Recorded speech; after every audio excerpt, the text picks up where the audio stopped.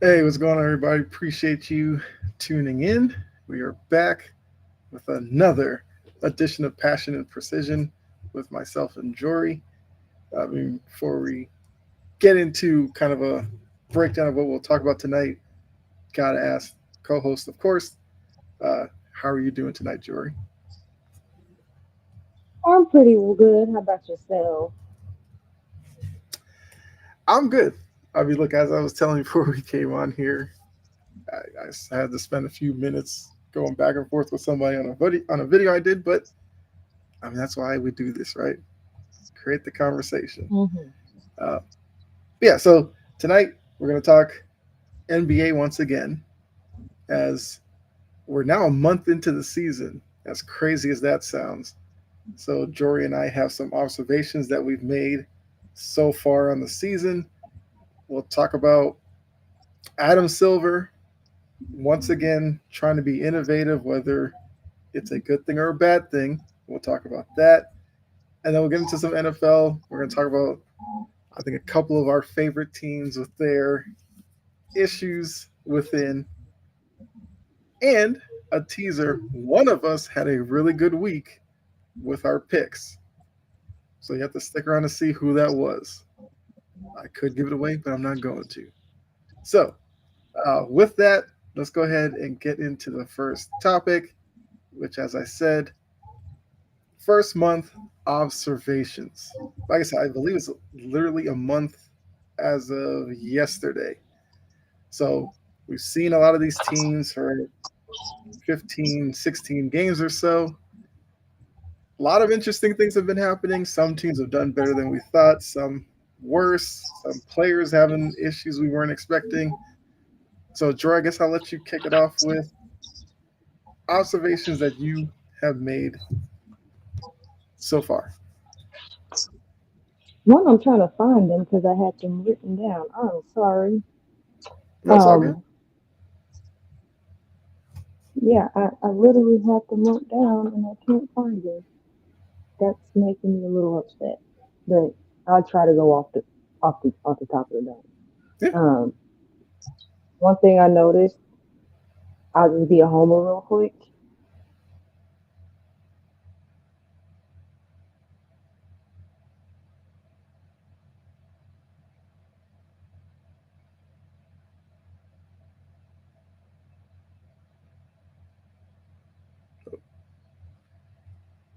Hold on. I think Jory might be frozen.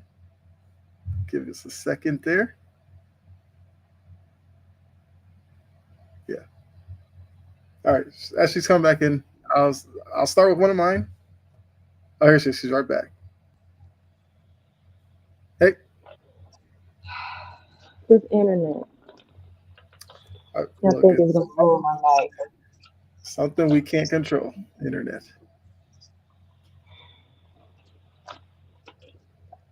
Now you can still continue because I kind of want to Oh, find okay. my stuff.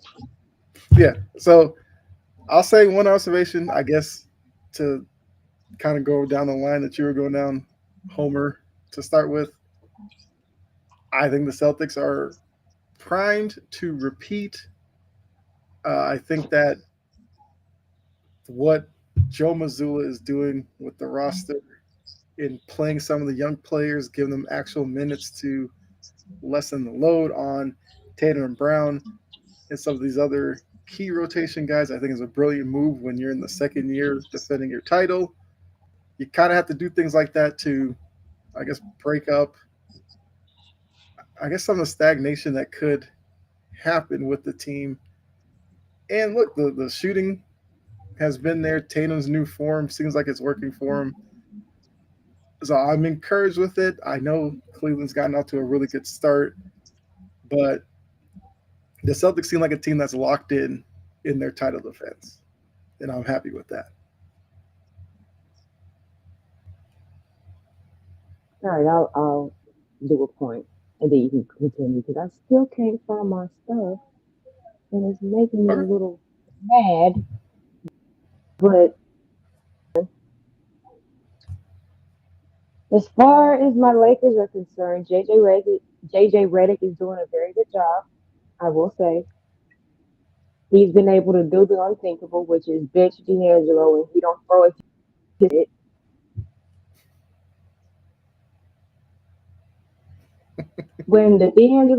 When the D'Angelo Russell experiment is over, I'll be happy. Project 2.0, I'll be happy. Um, Hmm. Anthony Davis has been pretty playing phenomenal, even though he's had his little mix and bruises. But for the most part, he's been there. The one thing about the Lakers that's really starting to tick me off a little bit, and I know what I was getting into when they drafted the guy, but I didn't think it was going to be like this. This is a whole new level. If they don't leave Bronny alone, leave him alone. Like let him disappear into the G League and develop. And I understand right now he's not playing well. That's the point. He don't play well now. He learns from his mistakes, and now he develops. And then in a year or two, he'll be ready to join the real rotation. That and the fact that in the beginning they were just playing with him, toying with him. I'm gonna activate him here. I'm gonna activate him there. No, sit and stop playing. I don't want to see Bronny playing meaningful minutes. I don't even want to see Bronny playing in the mop up duty. Let him develop in peace. Otherwise, I can't really complain. I cannot complain much from what I'm seeing from my Lakers. It's a lot better than what I actually expected. Okay. I mean, look, I can agree that Connect has been good. He's been pleasant I to forgot watch. to mention him. I He's special. look, he looks like a guy who got a lot of experience in college, and that has helped him adapt to the NBA. I completely agree with the Bronny stuff. I hate that it overshadowed the off season. It's still kind of lingering with the regular season, even though Anthony Davis is having a really good start to the year. I mean, LeBron is doing his thing, but even with LeBron, it's like LeBron's He's getting performance on my is nerves too. overshadowing Anthony Davis at times. And yeah, He's getting on my nerves too. Mister, he sees the negativity that Bronny's bringing because on social media. So now I'm gonna announce that I'm taking a social media break. Just do it. You're not that important. Shut up. I'm yeah, gonna go away. Go away. Retire. You're 40 years old acting like this. he should. But we already know that they talked all these years about Bronny. The minute Bronny happened, it's all about Bryce now. Like, this is something that's just going to be what it is.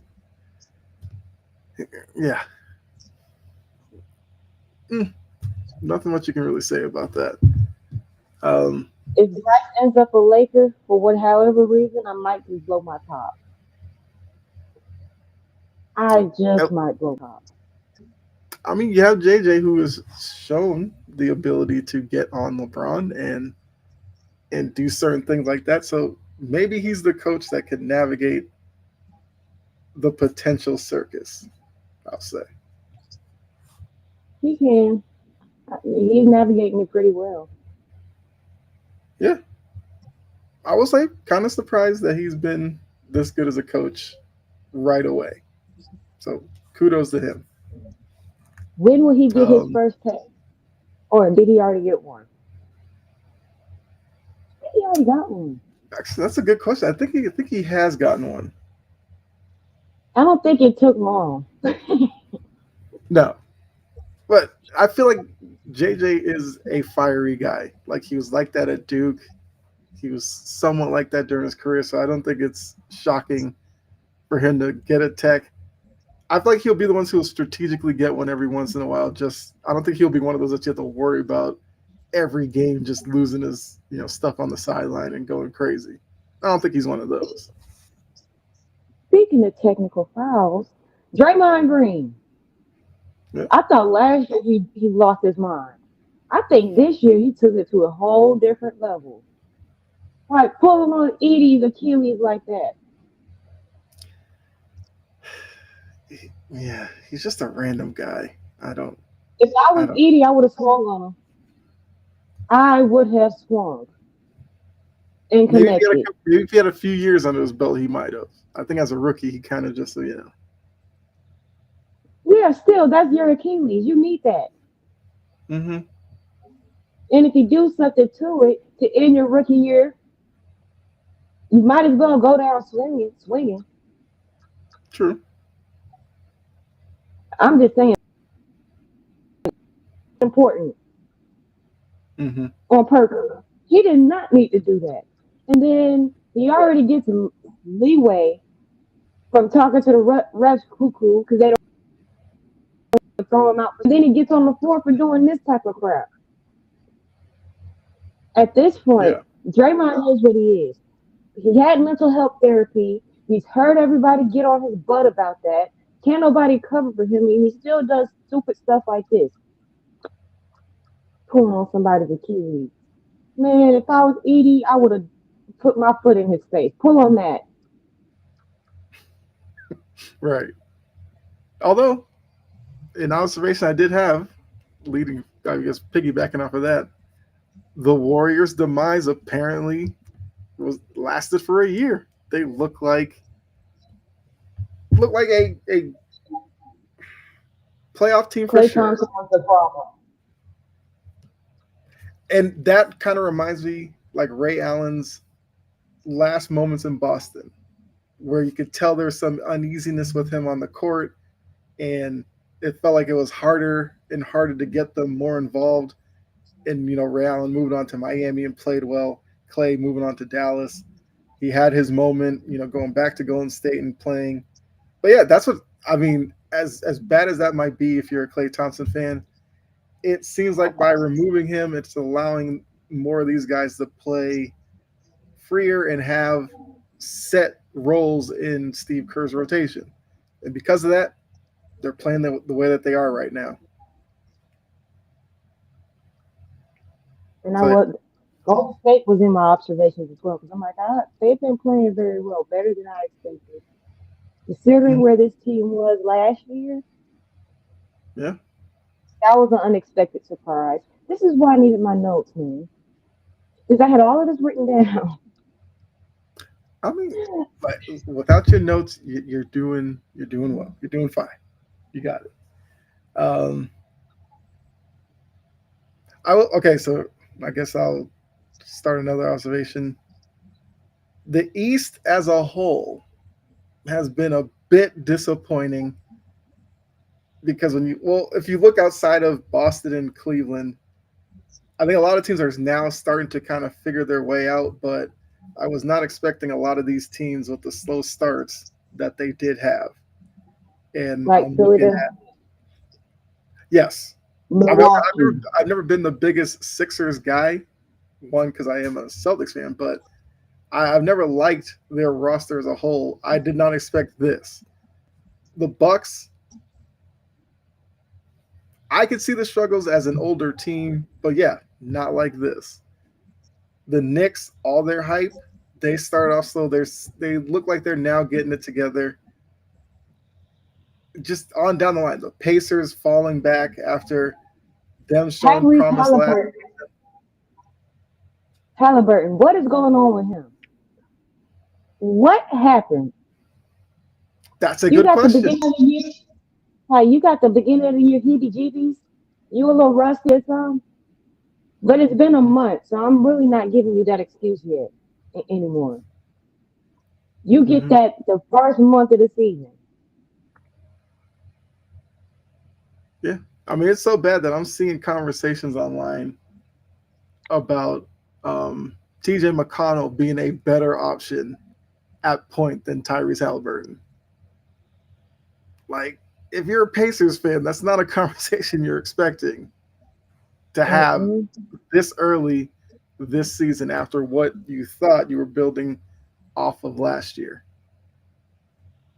And if I asked you who was at the bottom of the East last year, you would have said Charlotte or Detroit or Washington. Yeah. or Washington. This Mhm. year, the honor right now goes to the 76ers. And a good portion of the blame and the dysfunction that's going on over there, Joel Embiid, you're not playing well. You're still doing that thing where you just flop unnecessarily. Who the hell flops at the free throw line? It's a free throw. What are you doing? Yeah. You goofball. Like, come on. 7 foot tall throwing his body like that. I should not know what the soles of your shoes look like consistently. Hmm. And you have nerve to sit here and get on whoever leaked the fact that you got that Tyrese Maxey got on you for being late to everything. To call them a POS. Yeah. I, You like to troll and you don't have a lot of success to back up your trolling, hmm sir, other than an MVP that you cried about. That's true. I, once again, as a Celtics fan, I love seeing their dysfunction. But for Philadelphia, a city that like I know is just starving for the Sixers to be good, to get them a title, something like this, like they need to start really sitting down, pros and cons of it, and wondering, is Joel Embiid actually worth it at this point? Because yes, he is a dominant player, true, but what has that gotten you so far? It gets you watching the injury report every day, hoping he's not on it. It gets you hype going into the playoffs, but early exits.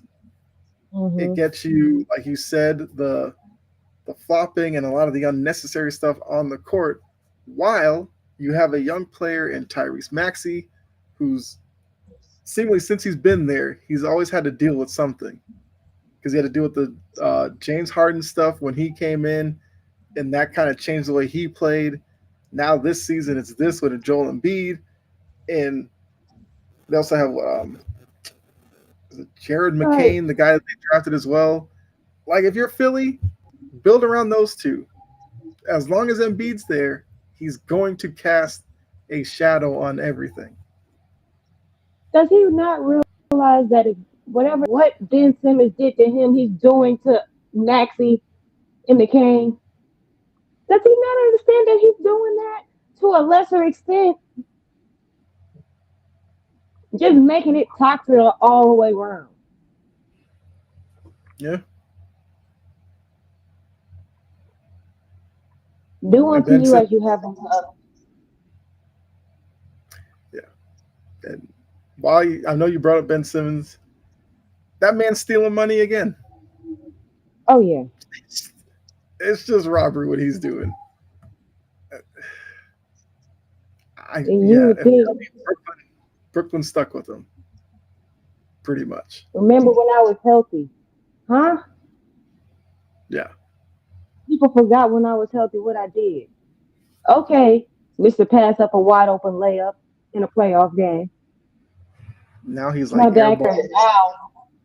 He's airballing hook shots. Like it's brutal. All right, Airball Simmons, Brick City Simmons, whichever one you want to call him.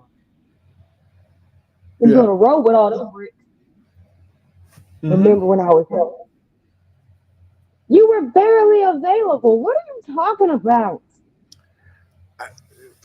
Just delusional. Like these athletes just get on these microphones and just spew out nonsense. Just delusional. I get you have to be a little crazy enough to tell yourself things to get yourself motivated to do some of the stuff that y'all do or whatnot. But when you say these things on the microphone, you look stupid. Stop it. And there's Yeah. another person who's been doing that we're gonna talk about again. Mm-hmm. And he just don't know when to shut his mouth. I'm like, I Yeah. wish somebody would hit him. Yeah. It's just crazy how. Uh, yeah. I don't know. I know another team I want to talk about. I have a feeling they were probably in your notes as well. Denver. Oh, that overrated mess. Yeah, I mean, I think Jokic is playing. Is supposed to play tonight. He's missed a couple of games, but they find themselves as the 5 seed. They're 8-5. They're above 500, so it's not like Philly bad, but it just seems like it's another season, It's bad. right? But it seems like another season where Jokic once again is going to have to put together like 65, 70 nights of being completely dominant on the floor, and when he's off the floor, they're just crossing their fingers and hoping. The years now where they've lost key bench players, it's like catching up to them every year. It seems like this year could be the year where maybe it falls in on them a bit more, and I think they'll still be a playoff team, but I don't think they are that championship contender that they've been the past couple of years. When you talk about Western Conference teams who could win a title, the Nuggets are in that conversation. This year, I don't know if you can put them in there unless you are a Nuggets fan or you are just holding out all kinds of hope I because knew there's exactly what type definitely of something wrong season. in this. I'm sorry. Go ahead. No, no, no. That was the last thing I was saying. So yeah, go ahead. Yeah, I knew what type of season it was when they lost KCP. And guess who they replaced him with? Russell Westbrook. I'm like, Yeah. oh, this is going to be a flop. Mm-hmm. And I don't know what's going on with Jamal Murray and Michael Porter Jr., but sometimes watching them is like watching a good version of the Ringling Brothers and Barnum and Bailey. Mm-hmm. So like I, but this is what Mike Malone and his slug behind get talking about a dynasty after one. Yeah. Sir, hush. Knowing that your front office does counterproductive things. Yeah. That's blatantly in your against your best interest at heart. Hush. But we're the Mhm. Lakers' daddy. And ever since he said that, what happened? Yeah.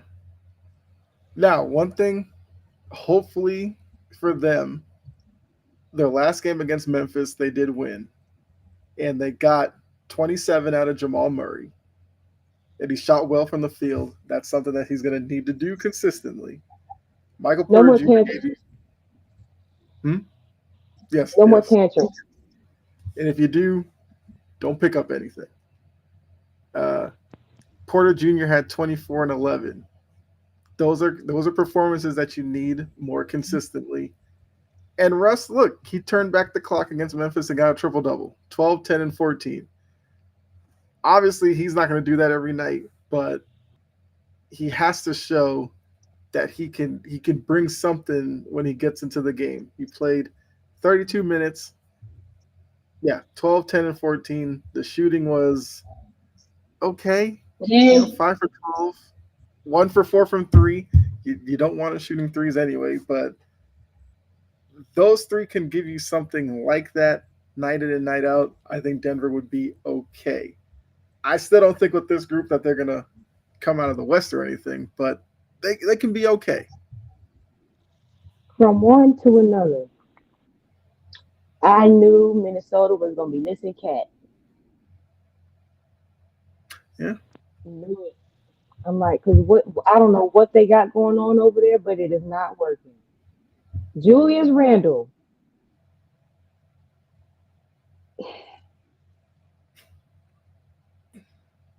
do that's I like need to that's say like anything else?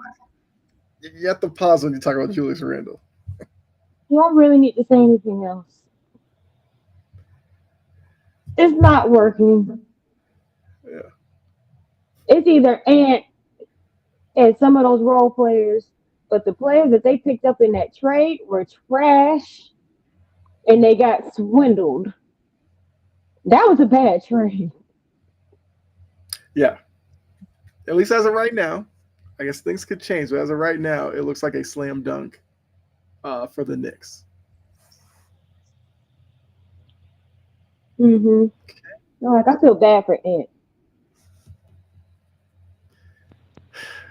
Yeah, yeah.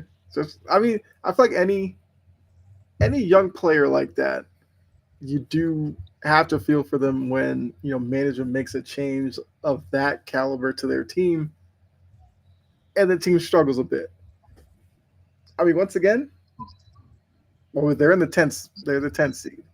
They're 8-7, same record as the Kings, and a half game better than the Spurs. Which I guess the Spurs are an interesting case so far, but yeah, Timberwolves are down there with the Mavericks, the Clippers, the Grizzlies. Like they're all kind of in the same area. And if you're Minnesota, you were not expecting yourselves to be down there. So they are a team that probably could use a string of good games right now. Pleasant surprise, Houston. Even though I kind of knew this was on the precipice of coming. Mm-hmm. I kind of knew this was coming, how they ended last year. But they've been a pleasant surprise. I love what Ime Udoka has done with that team. I will mention that. Mm-hmm. They're starting to take on his little personality. I love that. I love when teams take on their coach's personality. I think it's cute. Mm-hmm. Yeah, no, I agree. Like, Yeah. I'm like, not y'all big scrappy and sassy a little Mm-hmm. bit. I loved it. Yeah, like the league needs personalities in their coaches. So I agree with you. I like. We talked a little earlier. I like Redick has a little fire to him. Missoula, Udoka. I mean, like Thibodeau with his old school style, like he's a personality. Like I feel like that's what the league needs. Like, because I don't look. I know you've seen Hawks basketball, whatever. The Mike Woodson types who just stand there, arms folded during the whole game. The whole game, like I can't stand that. You gotta give me some life on the Just sideline. saying like this. I'm like, why would I get on 20 to watch this? Yeah, Why would I do that? yeah. Okay. Uh, I mean, Milwaukee. okay, I yes. don't know what's going on over Can't believe we there. almost forgot about I them. do Yeah. know that they're old. I know that they're old. Mm-hmm. And I know Doc is docking. I know. I get it. And I feel for Milwaukee fans. But this is Giannis's guy. And he literally asked for this. And I know they're over the trade talks. Giannis started that. Mm-hmm. He literally started that by baseless trade talk for no reason other than to bring it up. Like even when he was just being hypothetical and we could get traded, I'm da da da da da. I'm like, you saying this like you the only person on the squad that can't get traded, right? Right. You speaking for everybody else like you're not Mr. Untouchable. Mm-hmm. He's getting on my nerves. Talking about if you don't want to be here, then you can get out. This is what you asked for. Yeah. You wanted Drew out, and the year that he got out, you went and got him a ring. Ta-da! Fool. I mean, look, Giannis is a personality. I mean, I was just talking about it with coaches. I feel like players as well. Personalities help the league, and Giannis is definitely one of them. And yeah, sometimes he can be a bit much. I guess I'll say to put it nicely. but I don't know. Like he's just being himself, which I can respect. But yeah, if you're in the front office, whenever you see Giannis in front of a microphone, you gotta brace yourself because you don't Yes, you know. gotta hold your breath.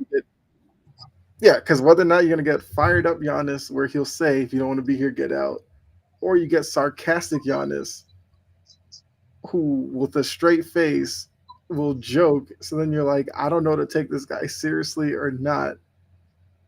But yeah, and then he'll be on the court, and he'll have a dominant performance. But then other nights it's like something's missing. So Milwaukee, hey, they got Doc Rivers for this. This is a Doc Rivers type of team. Doc Rivers loves veteran teams. They have a young piece. I don't know what his. I forgot his name, but he's playing really well, and I'm surprised that Doc is actually giving him minutes. But I want to say, is it AJ? Hold on, I can tell you. I can tell you because I know who you're talking about. I don't want to. I don't want to mess up his name. it's on the tip Jackson, of my tongue, and I can't think. Andre Jackson Jr.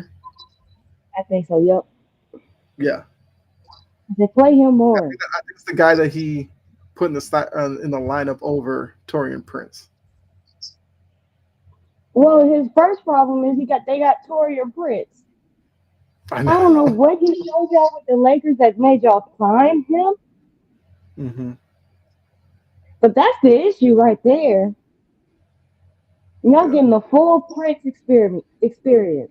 Good luck with that foolishness. He plays better than Prince. I like that. Give him more minutes. Leave Prince on the bench so he can do nothing like he always does. hmm I mean, look, Prince will give you a couple of performances a month where you'll say, okay, but Prince is not a guy that should have set minutes. You cannot do that with a guy like him. If he's playing and he's locked in and he's on, fine. If he struggles early, you gotta Hold pull him. on. Yeah.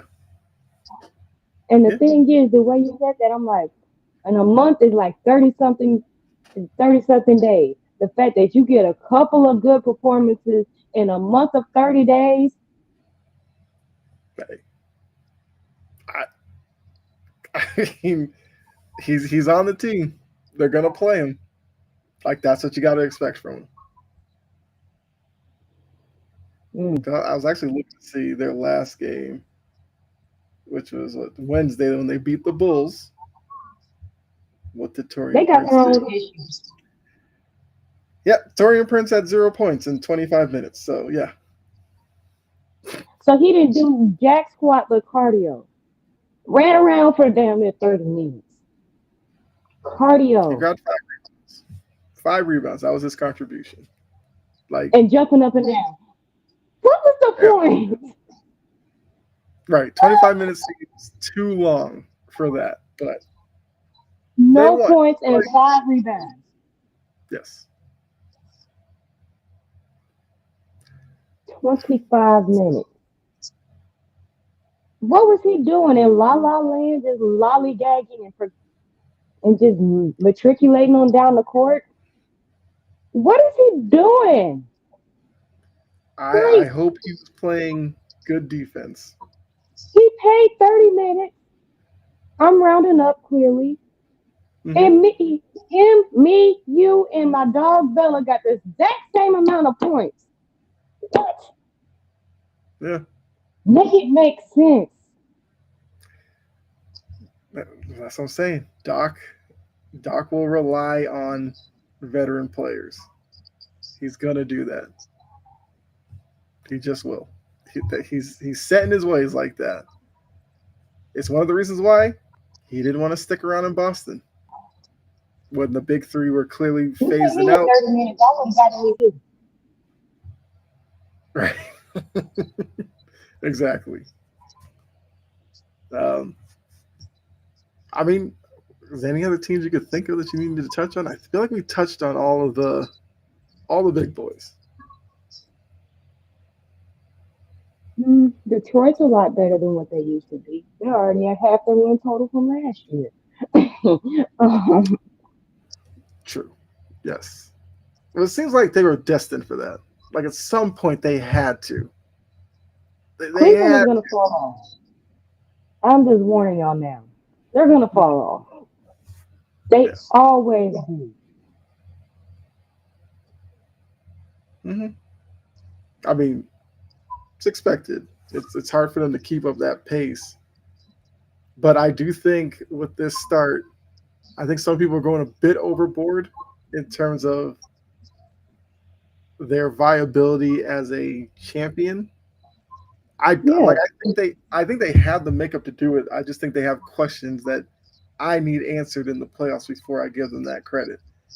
Like I don't want in the playoffs for them to turn into a walk the ball up and watch Donovan Mitchell play because they're not going to beat top teams in the East playing that way. I need to see Darius Garland produce consistently against top tier teams in the East, like the Celtics. For some reason, he can't shoot against the Celtics. That's a problem. And playing through Evan Mobley seems nice in the regular season, but will they do it in the playoffs? If they can show me those three things and not fall into the habits, then yeah, I think they have the roster makeup to win a title. They just have to show me first. If they come in the playoffs and play like a bad bowl of mashed potatoes, they going home. Yes, that's yes. True. That's why when it comes to Cleveland, talk to me in April. Mm-hmm. Because how That's they play right now is not going to be how they play in April. right. Even though you can say that for all the teams. But some teams are better at sustaining kind of stable levels of continuity Mm-hmm. than others. Cleveland is one of those that they tend to fall off a cliff, Mm-hmm. especially in the middle of the season.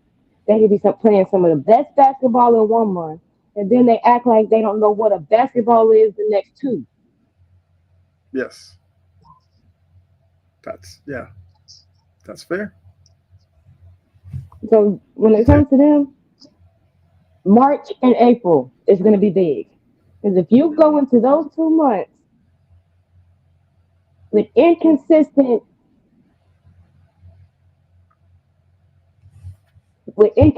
play, or they're either backsliding, they're going to have some issues. Yeah. What's going on, Key?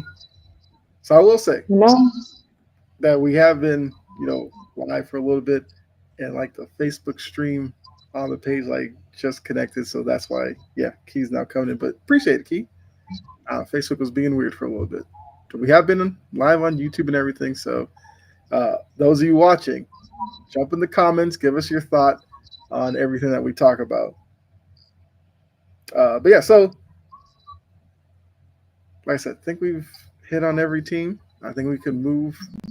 Still sticking in the NBA, but Adam Silver, love him or hate him, I got to give him the credit in that he's always trying to do something to fix issues within the league. Players doing load management, he lightens up the schedule with the back to backs and everything in the 3 games and 4 night stuff, hoping to curb it. Has it worked? Some cases, yes, some no. He sees how people hate the All Star game, have made jokes of it, and he goes, you know what? Let's try something. So this is now no longer like reportedly. They are actually going through with a format change in the NBA's All Star game. So gone. All right. So they went East West. They did the whole Sandlot draft thing that people got over after the first year. Now it is basically a round robin type of tournament where uh, players will be voted in. So you'll get like the 24 players that get the All Star nod. Those 24 players will be split up into 3 teams of 8. and then the fourth team will be the team that wins the basic tournament for like the Rising Stars game that switched to it's like four legends each with their own team. Whichever team wins that becomes the fourth team in the All Star tournament, and they'll play against each other. One versus four, two versus three. The two teams that win meet each other to be the like All Star champion or something. I think one question was, well, how will they determine like when the game ends or whatever? And they're basically going to do, I believe the first round game will be up to 40. Second round games will go up to like 25.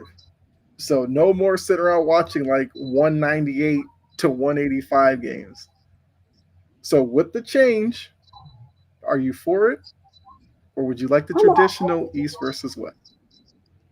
who wants to sit through and watch through absolutely no effort? East versus West literally became, I'm gonna fancy around, do whatever I want. No, I'm not gonna try. Mm-hmm. Kind of like a spit in the face to be in an All Star. That's how they were playing. So, and the fact that, and I heard that Steph Curry and a few other players actually had input into this, and this is what they came up with.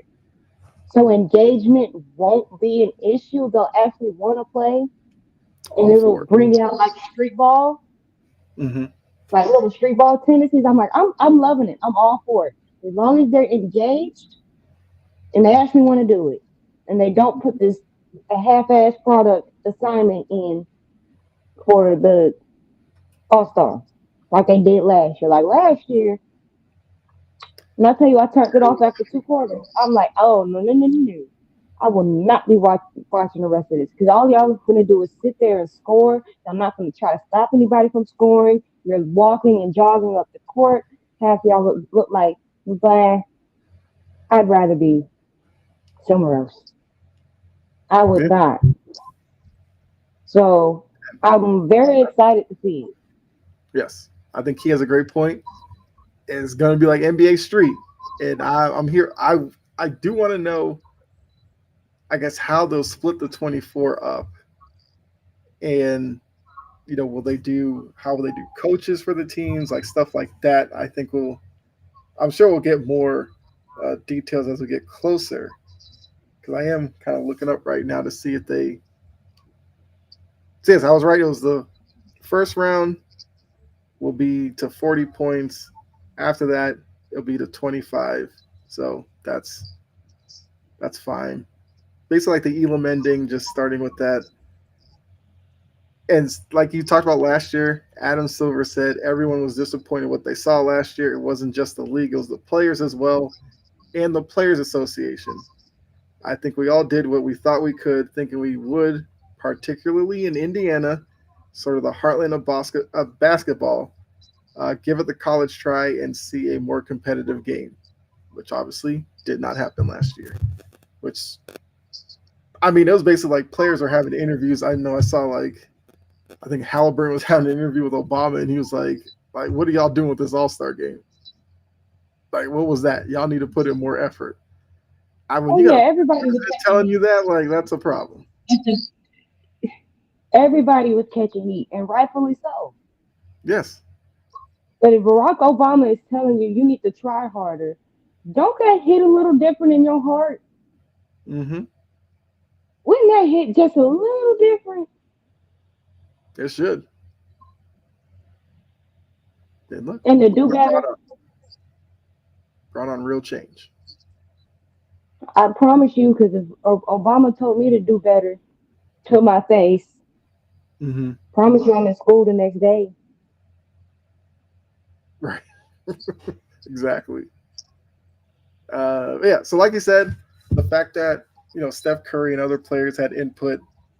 Now the players have no reason to half speed this or no show it. Like this is clearly what y'all wanted. So now y'all have to show up and compete.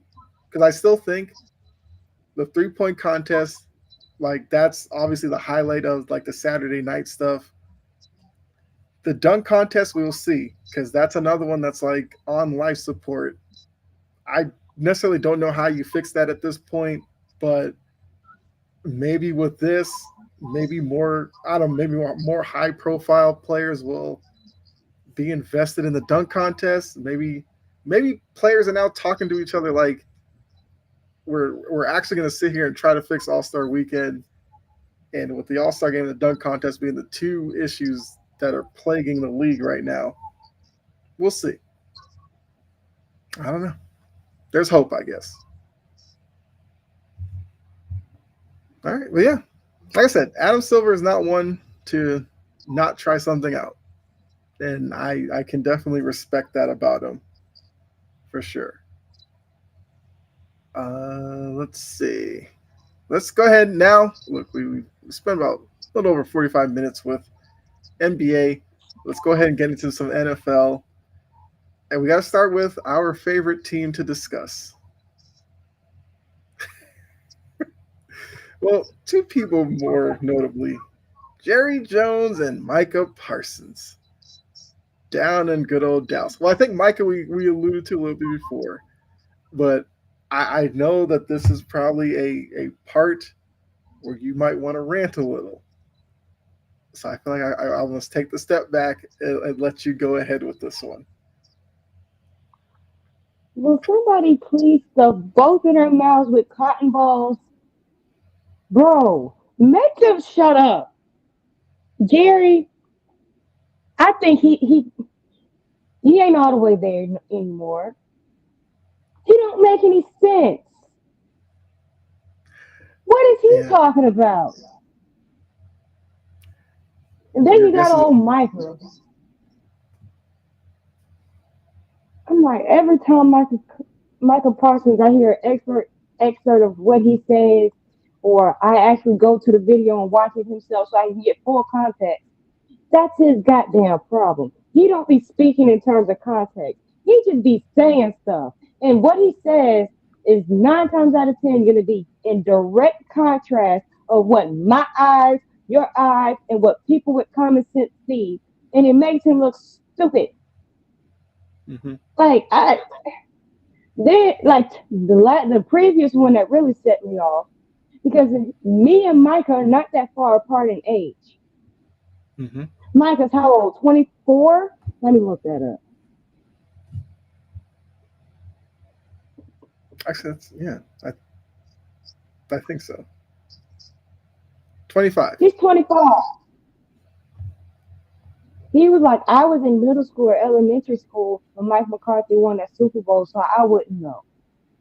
I was 10 and I know that. So what are you talking about? And I remember that because they played the Steelers. Mm-hmm. And I think it was a snow game, I think. Was it? Actually, I don't remember with the weather. But yeah, it was versus the I mean, Steelers. you have the right And opponent for sure. but if I know that, I know you should know that. Because everybody pays attention to the Super Bowl, you big dummy. Just head full of air. Just be talking just to talk. And Trayvon Diggs be sitting over there looking like a dummy too, just straight face, like, I don't know, don't get on me. Saying all of that stupid crap. Mm-hmm. I'm like, bro, at this point, somebody need to take a paper towel with some rubbing alcohol on it and make him go to sleep. Just knock him out. I'm tired of hearing him talk. Like, because every time he talks, he says at least one thing that's gonna piss me off. Mm-hmm. And it's like, it's bad enough you've been injured and you haven't been quiet with your injury. You've been spewing stuff while you haven't been playing. And that's been making me mad too. Because I'm like, you're saying all of this foolishness. I'm like, if you ain't on the field, please shut up. Mm-hmm. We're a damn good football team. Where? In your head? He really said that on a podcast after they just got blown out. Yeah. I'm like, are you kidding me? Your offense stinks. Your offensive line stinks. Your defense stinks, including you, Mr. Two Tackles. The defensive line stinks. The bright spot is the special teams. And that is pretty much only to Brandon Aubrey and Devontae Turpin. Congratulations, you saved the team. Your coaching stinks. Your ownership stinks. But according to you, we're a good football team. In your wildest dreams, Micah. You get on my nerves. No, look, I think that's well said. Look, when it comes to the Cowboys, they clearly are a team that can't deal with the losing right now. And it's like every week we get more of an insight into like legit Why? serious issues within that locker room. And you could say it kind of stems from Micah just having complete leeway to just, say, kind of do whatever. You have a team where their quarterback is now down. They're playing Cooper Rush, who's not that good, but I guess he's the best of what they have. They have a coach in Mike McCarthy, who I feel like is not a terrible coach, but if you look at just what he's doing in Dallas, you would think he stinks as a head coach.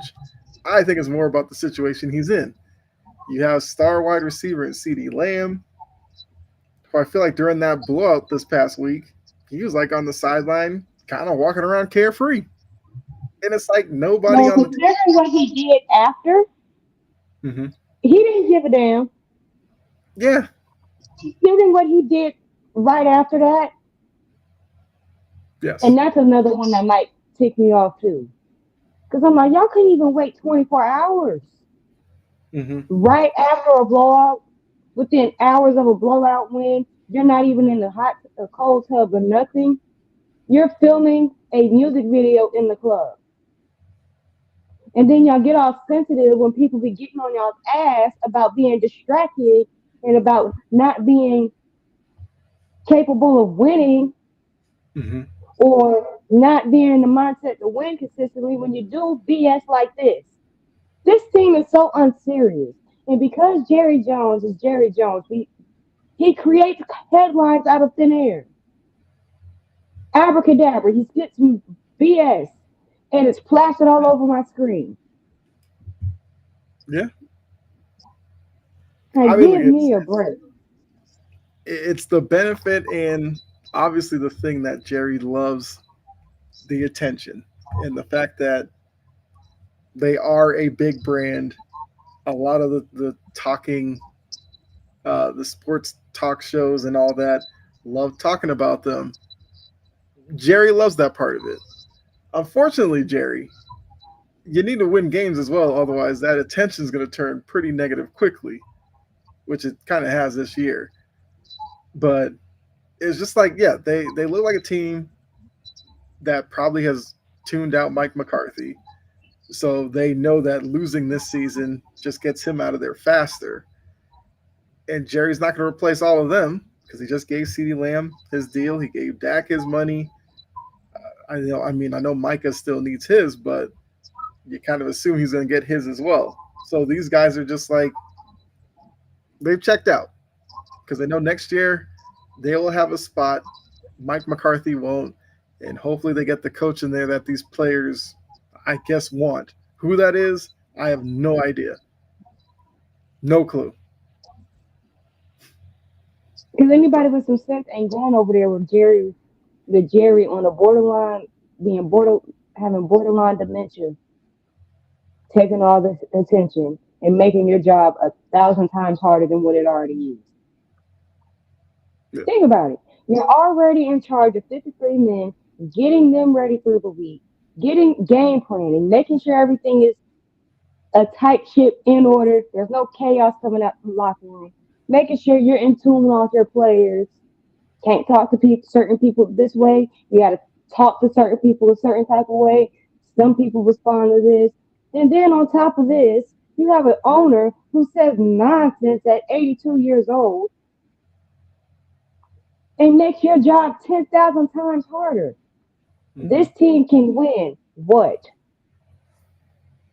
This team couldn't win two pennies. What is he talking about? Yeah. All while you're trying to do your job as a coach, and the owner has a direct line to the media with a radio show spot that he does faithfully every week. He goes on there, he breaks news. At, I feel like sometimes he just undermines your job as a whole. So I guess good luck to whoever takes that job next year. And Mike McCarthy may be glad that this is it for him. Now, whether or not he can get a job right away, or he might need to take some time to, I guess, rebuild his I don't know. I don't know. Because some of these teams love recycling guys anyway. But we'll see. We'll see with Mike McCarthy. What's going on? What? Danny's Cowboys Nation in the house. All right, what's going on? Appreciate you tuning in. They I mean, allow names that long. huh? They allow names that long. I guess I did not know that. I did not know that. I'm Yeah, gonna try some too. Okay. Hey, how are you? yeah. What's going on, Danny's Cowboys Nation in the house. There we go. Get it all out there. I guess just in time, we did just talk about the Cowboys, which I guess I'd love to hear from you how you feel about Are you your team. tired of Michael Parsons? Yeah, Micah That's Parsons, all Jerry I'm. Jones, CeeDee Lamb, Dak Prescott, like any of them. I know you're tired Yes. because I'm tired for you. The reasonable ones. The delusional people keep spinning in circles, and one day you'll wake up.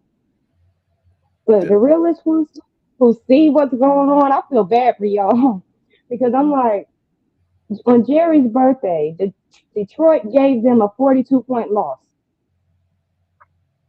at home. Yeah. And they kept showing They've Jerry been on losing TV at, too. they've been losing like in the seven losses that they've had. Mind you, they're 3-2 when they're away. They're 0-5 at home. Mm-hmm. They're pathetic. Like, what? And I think they put up the stat like their last six home games they've been down by like 20 Beat by points at one 20. point. That is wild to think about. And the one that was close is because the other team that they played in the fourth quarter, they like to fall apart and get undisciplined and Mm-hmm. do stupid stuff. They get on my nerve too. We're not gonna mention them right now. Right. Not right now. Yeah, so Danny would love to hear from you about how you feel about your Cowboys.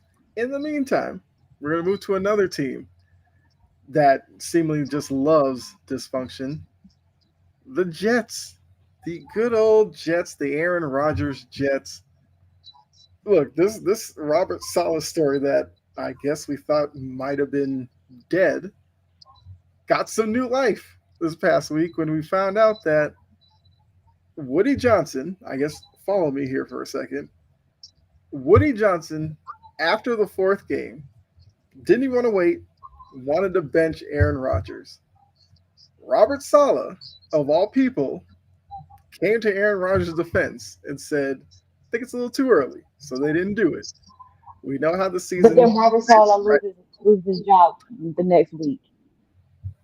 I mean, it like you can't make this stuff up. So Robert Saleh, I guess, lost his job for backing up the guy in Aaron Rodgers, even though when it looked like on the sideline, Aaron Rodgers didn't really care much for Robert Saleh. And Woody Johnson, who obviously makes the decisions, decided to fire the coach because he wouldn't listen to him and bench Aaron Rodgers. Oh yeah, and the GM this past week lost his job due his job too in Joe Douglas. So yeah, the Jets have no GM. They will need a new coach, which now throw into to that. Rex Ryan gets asked about that, and Rex Ryan goes, I have unfinished business with the organization. So I guess Rex Ryan is now throwing his hat in the ring of wanting to be the coach of the Jets. And if you thought the Aaron Rodgers drama was one thing, Rex Ryan brings drama with him as well. Everywhere he goes, everywhere. I don't know. Look, as a Patriots fan, I love it because the Jets just keep getting in their own way. But this is just crazy at this point. He will And clean up that defense.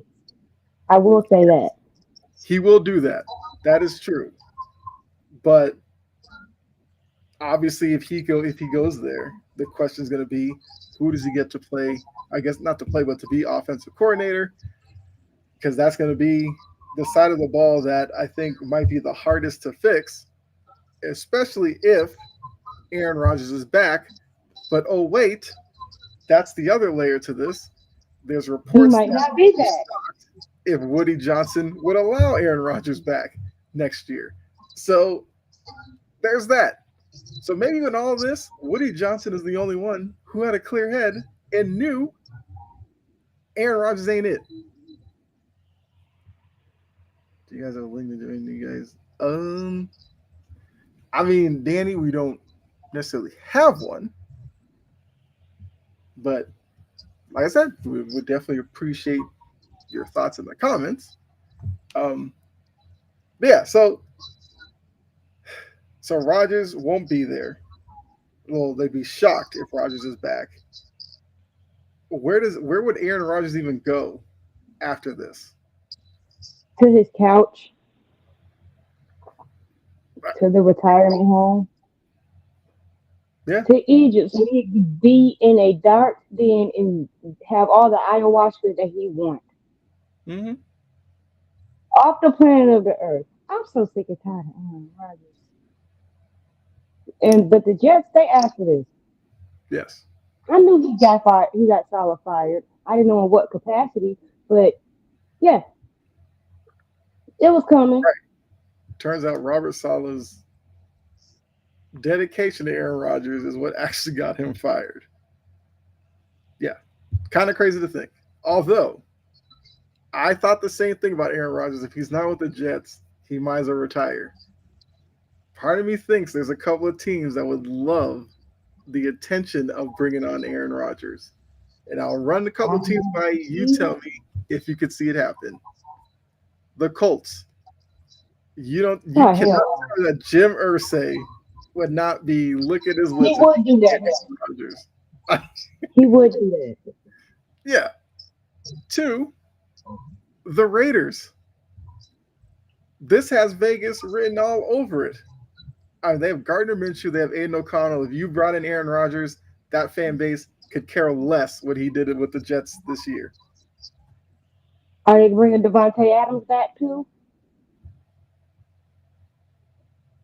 That does kind of throw a wrench into it. But hey, Raiders fans probably would allow it. I mean, if you're Devontae Adams, you might be like, No, I'm good. yeah, Go play in Pittsburgh or somewhere with a quarterback so you can get you a ring yeah. So instead of following Eric's coattails. Danny did answer the question that we had about him with the Cowboys. Cowboys stink so far. Who cares? I don't even care. They don't do anything because the GM is the problem. Bench Dak, get rid of Dak. Well, with that price tag, they're probably not going to get rid of him, but I hear what you're saying. I mean, maybe. Yeah. I feel like that's a Jerry is the problem. yes. And like you said, that last interview he did, it sounded a little rambling and not really on point. It was kind of It was. It was like, what is he talking about? Within 15, 20 seconds, I'm like, get to the point, Jerry. yes. What are you talking about, Jerry? Mm-hmm. You're not making sense, Jerry. So Stephen Jones or whatever Jones family members around, gotta tell Jerry, you gotta give it up. It might be time for him to sit down for real. Yes, Like if you want to be in the stadium and root them on, sure, but yeah, that's about all. Danny also says bring in Deion Sanders, Shadur Sanders, his other son to the Cowboys. Get Jerry out of the way. One, I feel like Deion's more of a college guy. He has way more control there. Shadur and his brother. I guess if Deion will allow them to play in Dallas, that's possible.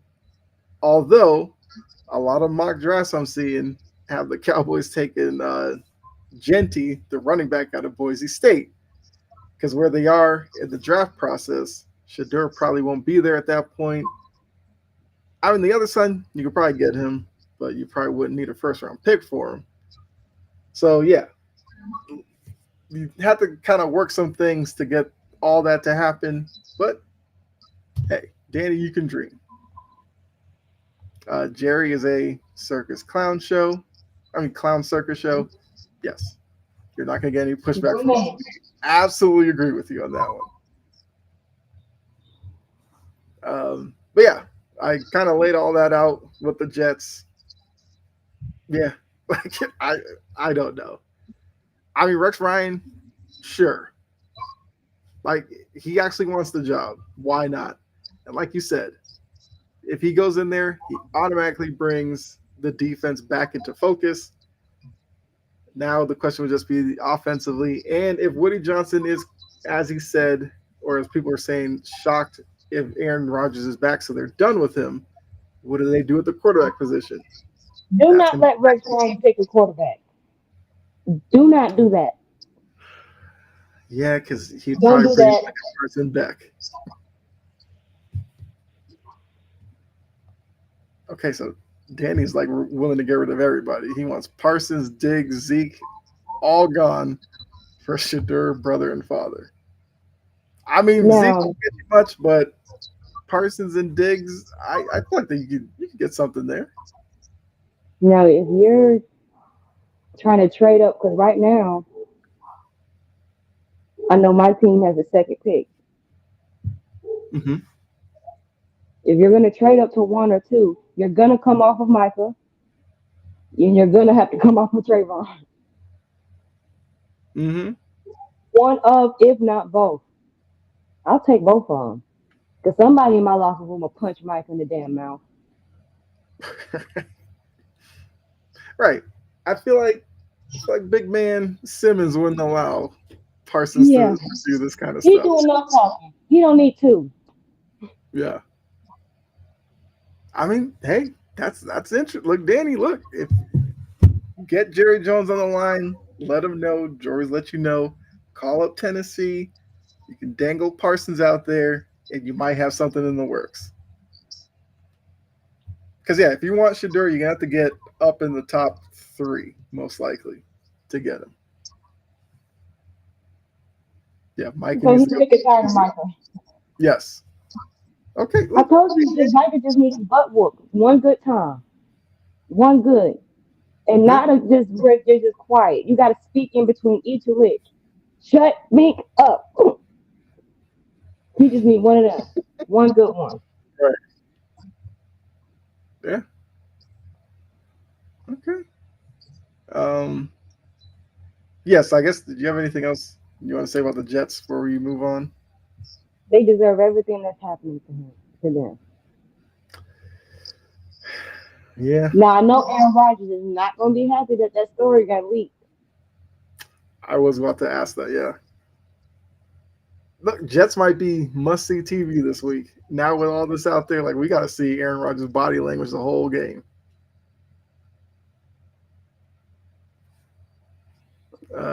Danny said, "Yeah, that's what I do. I go live and talk about it." Oh, yes. I mean, I kind of figured you were obviously a Cowboys content creator, so I'm sure they've given you a lot of content this year. I appreciate Probably that, Danny. Danny say just subscribed. I appreciate that, and hopefully you come back next week as well because we are here and we love pointing out Cowboys misfortune and dysfunction, as well as the Jets, a couple of other teams. the Like we're waiting Jags. for that week. We can talk about the Colts, the Jags. Like Giants. We can actually segue into the Giants, which Danny, fellow divisional rival. So I put on here that Daniel Jones got benched. It goes further than that. The man got released. I mean, he went from That clogging up that escalated. it it got out of hand. Like he went from clogging up the salary cap, struggling on the field, benched. You're like, oh, maybe they're sending a message to just outright releasing him. Although according to the report, like Daniel Jones went and asked for the release, which probably lets you know that he might think there's a team ready to pick him up. I guess. Uh, I would think as a backup, I think his days as a starter are over for right now. But yeah, are you surprised that the Giants actually went ahead and just got rid of him? No, because they did it 2 seasons too late. Right. We've Well, I been guess, there with Daniel. but because of that, did you think he was going to like finish the season and then they were going to try to address it at that point? But like doing it now, where No, you the timing, I guess I should say. I mean, because then I think about it. Like before the season, they said Dayball and company were safe. Hmm. If that is true, you gotta let Dayball draft his own quarterback. You gotta give him at least Yes. a fair shot at drafting a quarterback. Yes. Because he's had nothing but incompetence and somebody with air between the ears at quarterback who makes an occasional wonderful play, but who can also scamper down the field for 80 yards and trip on his own 2 feet. I didn't forget that. Hmm. Oh yeah. Yeah. That's pretty embarrassing. So Danny says checking in from Santa Monica, California. I mean, appreciate that, Danny. It's Um, about 6 o'clock over there, ain't it? Sun is yeah, still probably up. yeah, it's like 6:22 over there. But yeah, I mean, I was surprised at the timing because like you said, it went benched and then like the next day release. I think for Dayball, if like you said, if ownership is correct and honest with Dayball saying that he was safe, then this is the best news Dayball's had. Because I think the worry was Daniel Jones was going to continue to go out there, continue to sink the ship so much that Dayball might have gotten jettisoned out of town. But if we're going to take the owner at his word, this is a step to allow Dayball, like you said, to look at the draft and go, that's the guy I want. I'll get him here, and we'll start the process over with. They got Malik Neighbors from last year. I think defensively they still have some pieces on there you can work with. The quarterback position was the biggest issue. So In the now, line. yes, in the line as well. But if Dayball is allowed to bring in a quarterback, that now kind of resets the timer on Dayball because you can't obviously expect him to just turn it around overnight with a rookie quarterback. Because for every Jaden Daniels, there are Anthony Richardsons that need time. So I think it's interesting to see like who would Dayball target in the draft. And I I'm mean, I've not seen giving some. Anthony Richardson slack. Well, yes, but I've seen some mock drafts saying Shadur Sanders to New York. I don't even think Braun lets that happen. That's the thing, because that's like the story from a couple of months ago where Dion's made it kind of clear he's only going to allow his kids to play in certain cities. I don't know if New York's one of them. It's not. Because both franchises are dysfunctional. Mm-hmm. Yes. Danny said yes because he isn't worth it because Aaron Rodgers needs to retire. So does that quarterback from Miami. Tua. Also, Tua is going to get hurt in Miami. I'm gonna respect Tua and his words and what he said. I'm not gonna say he needs to retire. I'm gonna respect the man in that because he's like he still wants to play. But he does need to take care of himself better. Yes, because there's been a few times he's dove head first. So he I'm already like, took another one. He took another lick to the chops. I'm like, Tua, did you not learn from the previous time you took a lick to the chops like that? Quit running Yeah, into people's knees. yeah. But look, he's made it through a couple of games, so we'll see if he can keep it up. Uh, and then Danny reiterated, bring Shadur to the Cowboys. Well, hey, I guess it's between you and the Giants fighting for Shador's services. Give me Michael Parsons and Trayvon Diggs in a pass of practice, and you got this. You can have my pick. Like I No, said, both of them. I want a second, I want a third, and I want a six. That's what I would want if that's you the want to thing. move up to two. Yeah, if you Two you sitting there thirds. with the second pick, you can get good amount of picks as well. Remember to yes, we remember that lasting image of him on the ground. I'd like to think when he steps on the field, that image is in the back of his mind as well. But so far, he's made it a couple weeks. I still don't like the fact he's not wearing the Guardian cap, but that's his personal choice. Yeah, kind of like you said, Jory, you gotta respect his wishes at this point. So yeah, you can just hope that he keeps himself safe. Because when he Not says necessarily for certain them, things with such convention and saltiness in his tone, I'm like, I'm not going to sit there and go there with him. right? Because I'm like, Yeah, clearly it's touching him, and he just wants to be left alone about it. yeah. So I'm like, you do what you want, but I want you to take better care of yourself. Mm-hmm. Danny agreed. All right, so yes, Daniel Jones benched. We'll see where he ends up. There's rumors that he could end up in San Francisco. I think there's rumors he could end up in LA with the Rams. We'll see. All right.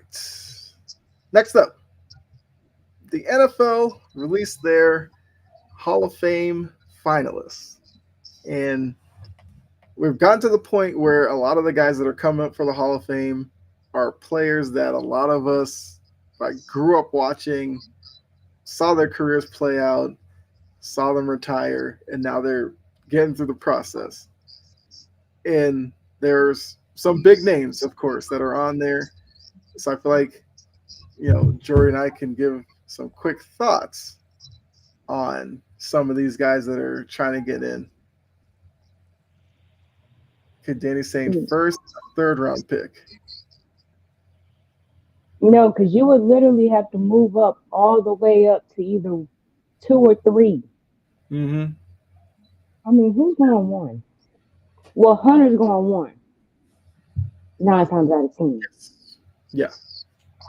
Shador is going to go either two or three. A first and a third is not going to be enough to get you all the way up to the top of the draft board. You're going to have to give up two firsts, a second, maybe a third, and maybe two later round picks. A later round pick. You're going to have to give up. You're going to have to Mm-hmm. fold the franchise for it to go up to two or three.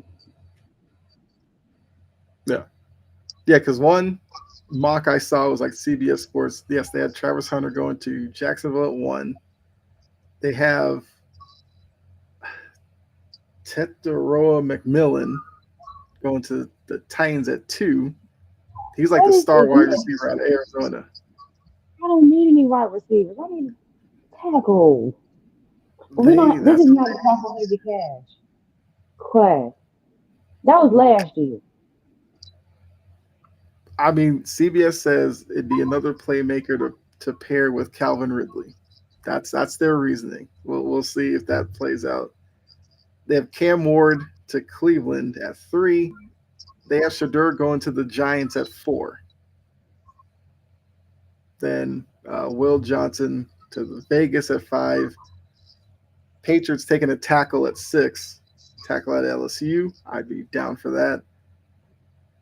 The Jets taking a D lineman out of Michigan, Mason Graham at seven.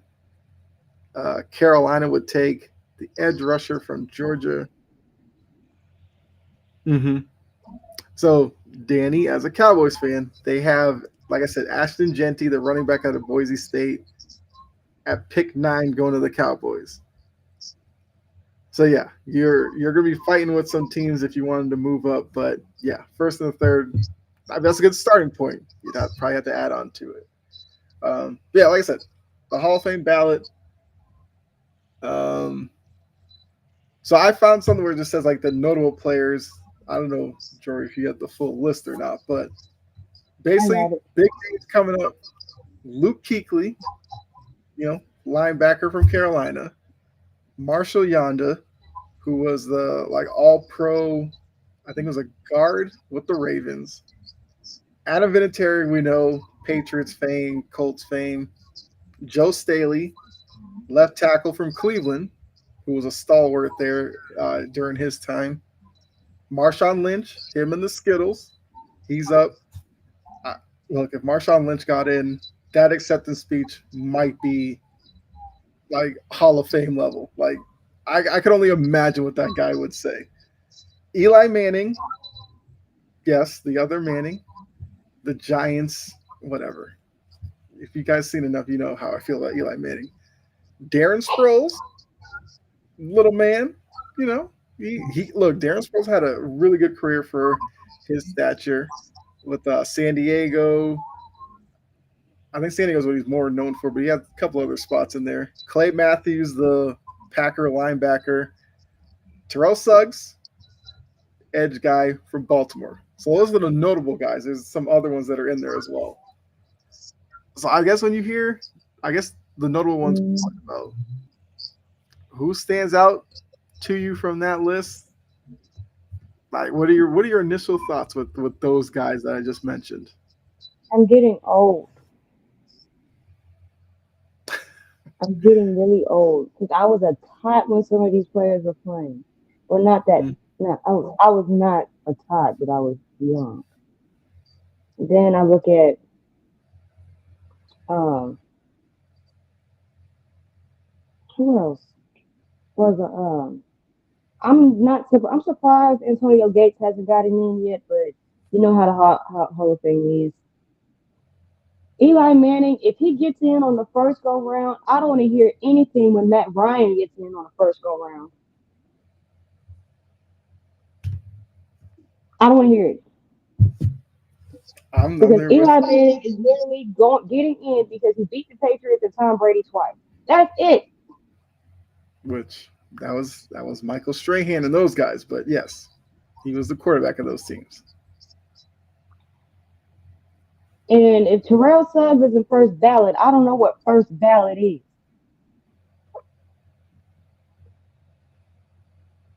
I mean, he definitely had a Hall of Fame worthy career.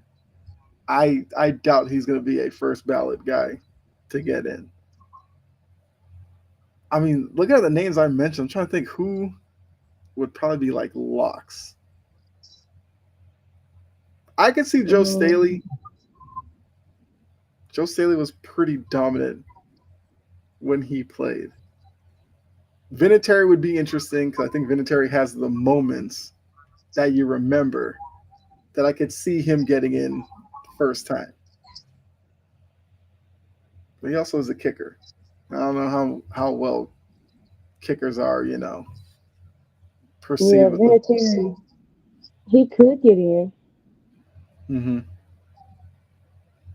Ray Lewis is already in the Hall of Fame. Yeah, He was Kuechly's getting in on the first go interesting. round. Yeah, Kuechly's interesting because Kuechly had injuries kind of shorten his career, but he Yeah. was he was a good one as well. You know, Earl Thomas is supposed to be a semifinalist, but I'm like, he's not making it because how he ended his career, acting a fool. You imagine when he does get in his speech as well. Sometimes he might get real petty with his speech. He will. Yeah, I'm looking at the list now. You know, the fact that Heinz Ward still hasn't made it in, I'm like, what is with these voters?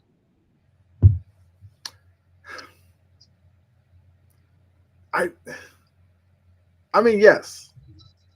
I don't know if it's because Hines Ward wasn't the flashiest wide receiver. So I kind of think maybe that's allowed him to slip through a little bit. But I mean, look, he made the catches that were needed. He was tough.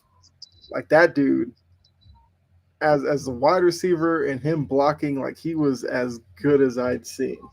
Like he did whatever it took to win. But like I said, he just wasn't flashy enough.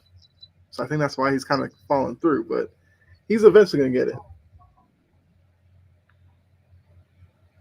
Danny said Another Darren thing Wood about is Darren him, Woodson I'm not? not. Yeah, he's a semifinalist, but the years that he played, I was not around, or I was 1 and 2.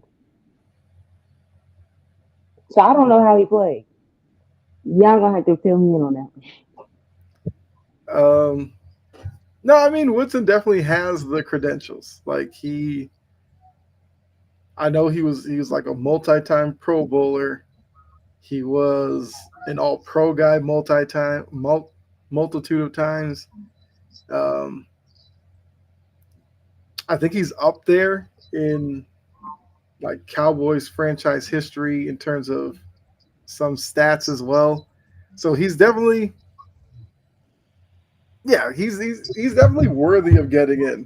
Now, like I said, the crazy thing is going to be the classes from like here on out are going to be filled with a lot of people that because like Fran Tarkenton and guys like that get into the Hall of Fame. We didn't watch them. We don't know anything about them. But all these players we know. So that's going to be kind of interesting to see, how we decipher these and kind of pick who we think should get in. Because I mean, look, Funny, looking at the defensive backs, huh? it's funny because I don't know Woodson, but I can vaguely remember Ricky Waters. Ricky Waters. I mean, yeah, because looking at the running backs, you have Fred Taylor and Ricky Waters. Fred Taylor always seemed underrated to me. Ricky Waters was, I mean, he was I kind of vaguely legit in remember, San Francisco. Yeah, he played a little but Philly, but I think San Francisco's more the time that people remember. Yeah, he was pretty good. I don't think he gets in this time around, but yeah, kind of weird that Eli I Manning is only the saw only him play when quarterback he was that's in up. Seattle. I only saw him play. I was only alive to see him play when he was in Seattle. Yeah, the wide receiver group, interesting. Anquan Bolden, I've always been an Anquan Bolden fan. Torrey Holt, Steve Smith Sr., always been a fan of his. Hines Ward, Reggie Wayne. That's a really good wide receiver class.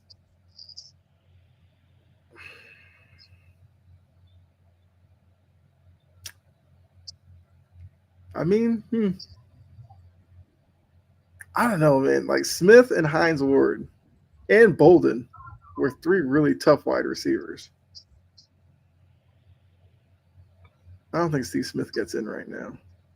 I honestly don't think Bolden does.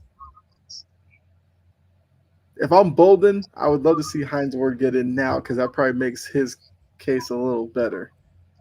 Hmm. Antonio Gates, like you mentioned, is the only tight end that's on there. I mean, O linemen are O linemen. Like I said, yeah, defensive backs, Darren Woodson, Earl Thomas, Rodney Harrison's going to be an interesting case as well, and Eric Allen. Eric Allen was pretty good as well. James Harrison's up as well as a linebacker. This is his third time. I don't know why he wasn't in for the first go round. I think it's just because the classes that he was with right away. Well, he gonna get in I mean, this as a year. I Patriots fan, promise you, he should get in this year. If he don't, I'm boycotting. Because James Harrison was oddly entertaining. mm-hmm, it's Just a tough me. class to decipher now. Because like I'm a Patriots fan, I would love to see Vince Wilfork get in, but he didn't play the most glamorous position either.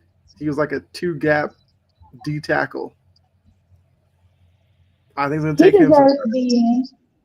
He does, yes. But when you're looking at Yeah, Jared Allen and the, Robert the Mathis, overall. yeah, right. But I mean, when you're looking at that group, though, the only thing is Jared Allen and Robert Mathis were pass rushers. Vince Wilfork was a space eater. So I don't know if he's gonna get necessarily the recognition this time around either. Danny asked Rookie Waters exactly what happened to him. That I don't know. Mm-hmm. I'm trying. Actually, when do they make their? That doesn't say when they make like the. I mean, I guess we wait now for the selections to see who Yeah. does make it. But now, like, yeah, from here going forward, the names are gonna hit differently for our generations selectively. Because, like I said, some of these on here, you said like you were a little bit younger to really remember a lot about them.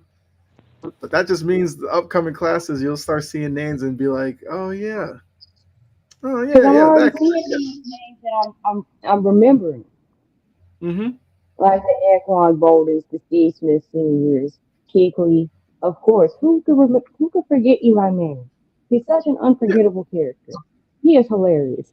Um, Hines Ward, I remember him because when I was little, watching the Steelers game on the TV with my grandma, I just know that man had a lot of hair, Mm-hmm.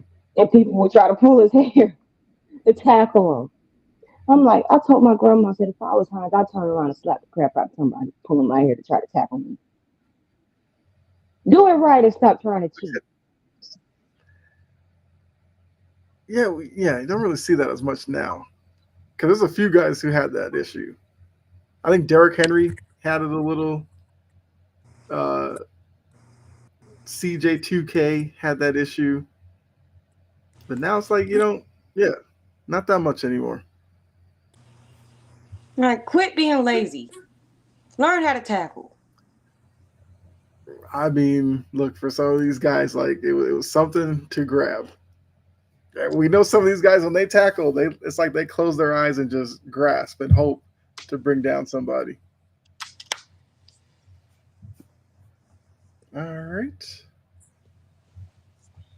it's like I think we can move on. Like I said, if they make whenever they make the decision on who the Hall of Fame class will be, we will obviously revisit this and I guess give our thoughts on those players as well. But now let's get into our team reports. So, for those of you who might be new, like Danny, uh, Jory is a Titans fan. I'm a Patriots fan. So we kind of take a few moments out of our show for Jory to kind of, I guess, kind of get us set up for the Titans' next game and like stuff going on, how she feels about it. And then I do the same with my Patriots. So go ahead with your Titans. Oddly, I feel good going against Houston. One, Houston looks Okay. gettable. Two, I get what they did to Cowboys, but I know the record doesn't say it. But we're better than Cowboys.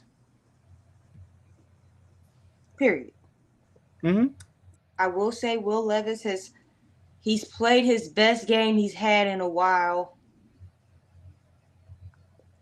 But like, cause in the last game, had it not been for this freckle face named Cleat, that man would Yeah. have went had like 300 yards and two more touchdowns. Mm-hmm. I mean, them refs cost my team 18 freaking points. 18! And it was a 10-point loss. That game is not even close.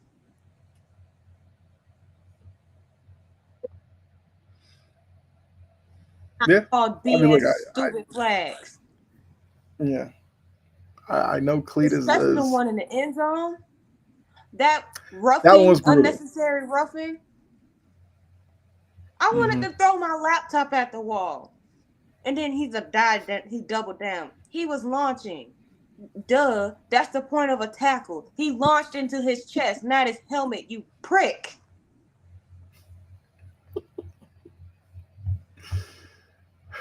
Yeah. I'm like, with a Well, I guess we'll just named say Cleat, I try to. Cleet's not My going to get a mama named Christmas me card Cleat. party. Yeah, if my mama named me Cleat, I would try to ruin everybody else's life too. He looked like a Cleat, blind butt.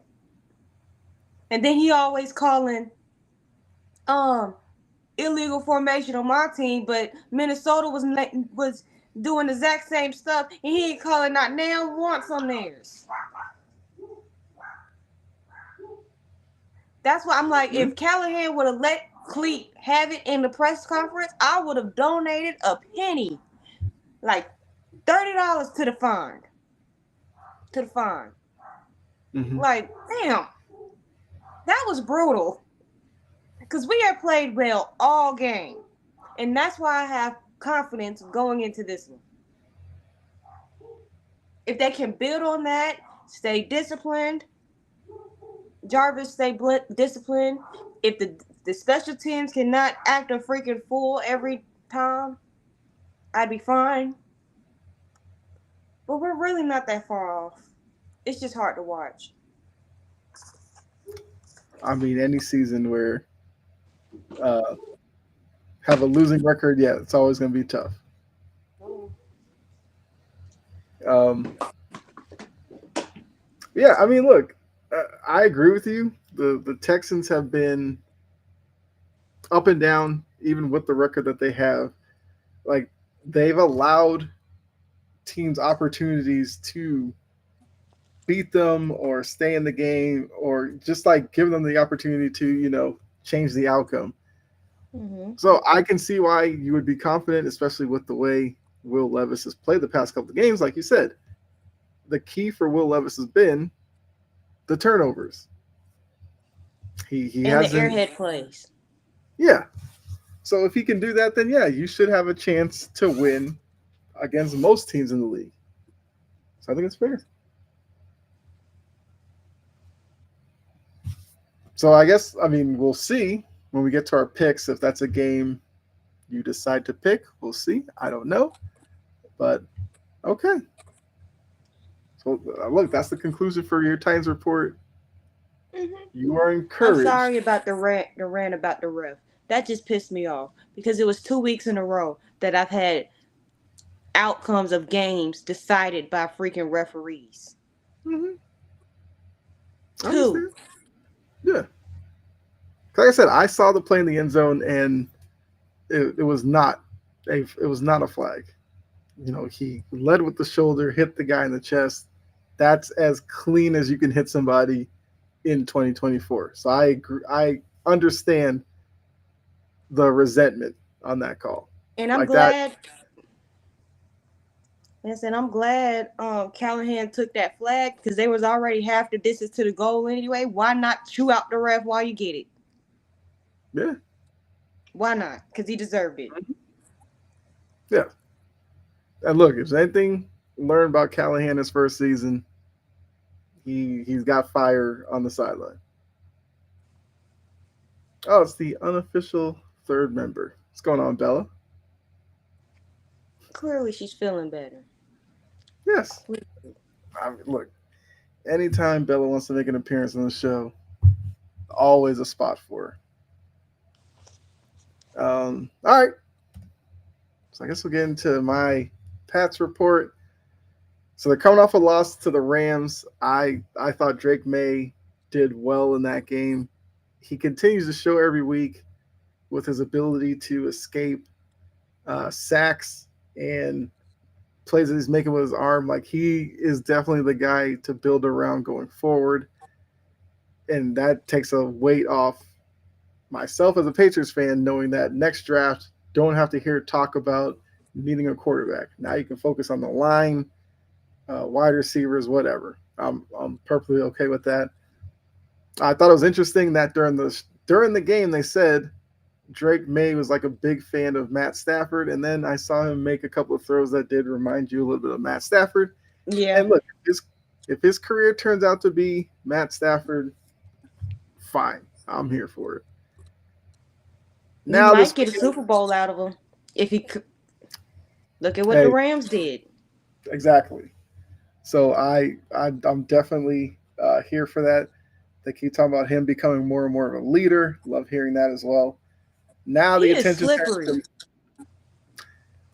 and I did not know he had that in him. I knew he ran a little bit in North Carolina, but like he is eluding would be sacks just with the quickest moves with his feet, and he's keeping his eyes downfield and he's making plays off of it. I know the interception he threw down the middle that ended the game. A lot of people were looking at that play. I honestly don't think he made the wrong read. It was just that Pop Douglas, the wide receiver, was like surprised by the throw and didn't get his head around fast enough. So those are things that you understand can happen in a rookie season. I'm not too worried about that. He'll learn. Yes, and he kind of lets you know after the game, like he'll talk about it and say like it was a mistake and something he'll learn from. So I love all the speak from him. This week now it's the Dolphins' second game. First game Tua didn't play, and that was the game where Jalen Polk had the touchdown taken away because it's a rule that's been there. I haven't seen it really as an example on the field that if you catch a pass in the back of the end zone with your back to the back of the end zone, you have to get both heels in play for it to be a catch. Jalen Polk got one heel down, the second heel landed They out of got the bounds. Ravens for that too. Yes, and it's weird that we've seen that play out a couple of times this year. But anyway, second game, Tua's back. Uh, Obviously, you still got to corral Waddle and Tyreek Hill. Hopefully, Yannick Ngakoue actually gets on the field this week because obviously you want to get pressure on Tua because if you allow him to just stand back there, he'll probably make plays. I, like you, am encouraged about the Patriots going into this weekend for sure. I definitely think that they are playing well enough that they're not the worst team in the league, which I think a couple of weeks ago some people thought that they were. Like they are capable enough to beat NFL teams. And the Dolphins have their own issues. So, yeah, I think they have a real shot to win this weekend.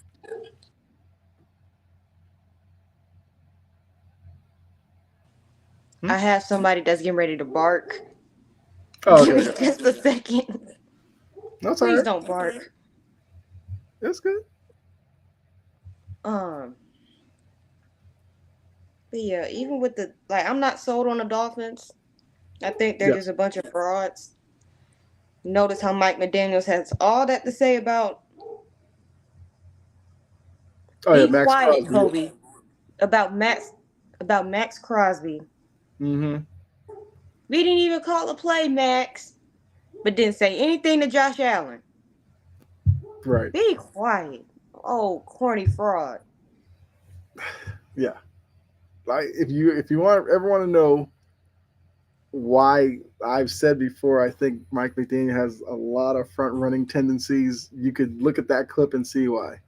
We didn't get any clips like that when Tua was out and they were losing. He was a guy on the sideline that looked like he had lost his best friend. But now Tua's back, they're winning a game. He's got all this energy. So I agree with you. It's whatever. You But beat the Raiders, beat the Bills, and then do all of that. You beat the yeah, Raiders who don't have a quarterback. yeah, yeah. But then again, that Raiders team did beat the Ravens. So, but And yeah, that's the Ravens issue right there. That's yes, exactly what a microcosm right there. yes. But grand scheme of things, yes, not necessarily a game that you should be just boasting about. But so yeah, every week the two of us kind of give our quick thoughts on our teams. So those have been our Titans report and Patriots report. So now we can move to picks. So last week, if you forgot, these are the picks that we had going in. Jory had the Lions over the Jags. She had the Packers over the Bills. Bills over the Chiefs. Steelers over the Rams. I wait, no, that's wrong. Steelers over the Ravens. I put Rams twice. I guess the Ravens hate was so deep I couldn't even type their name. But Steelers over the Ravens, and then Pats over the Rams. I can tell you right now, you went 4-1. The only one you missed was Pats over the Rams. Of course. Yeah, right. Of course. Yes, of course. My team's the one that screws up your perfect week. Now, on the other hand, my week was brutal because I took the Texans over the Cowboys. I took the Niners over the Seahawks, the Browns over the Saints, Falcons over the Broncos, and the Bengals over the Chargers. I went 1-4. The 49ers choked that game away, but they have their own issues of doing that this season. I completely misread the Browns against the Saints, but they could then turn around and beat the Steelers. Go figure them out.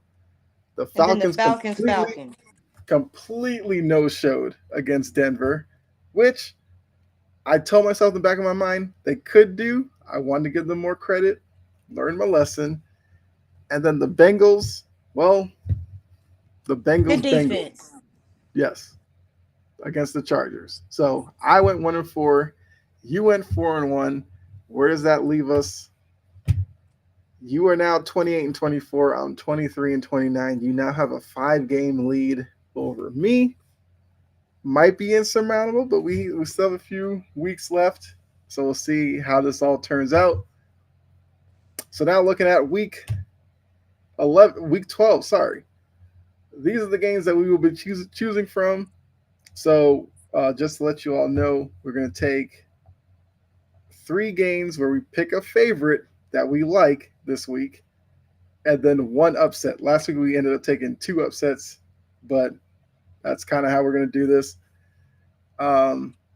Teams on a bye, so obviously teams we can't pick. The Falcons, the Bills, the Bengals, the Saints, Jets, and the Jaguars are all off this week.